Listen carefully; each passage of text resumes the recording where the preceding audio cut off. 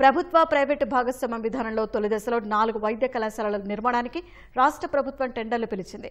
ప్రభుత్వ ఆదేశాలతో ఈ ప్రొక్యూర్మెంట్ విధానంలో మార్కాపురం, మదనపల్లె, పులివెందుల, ఆదోని వైద్య కళాశాలల నిర్వహణకు ఆసక్తి గల సంస్థలను ఆహ్వానిస్తూ ఆంధ్రప్రదేశ్ వైద్య సేవలు మౌలిక సదుపాయాల సంస్థ టెండర్ ప్రకటన విడుదల చేసింది. Design, build, finance, operate and transfer విధానంలో ప్రక్రియ సాగేలా మార్గదర్శకాలు రూపొందించారు. రిక్వెస్ట్ ఫర్ ప్రపోజల్ కింద సంస్థలను ఆహ్వానించారు. ఆసక్తి గల సంస్థలు క్షేత్రస్థాయి పరిస్థితిపై పూర్తిస్థాయి అంచనాకు వచ్చి సంతృప్తి చెందాకే టెండర్లు వేసే వెసులుబాటు కల్పించారు.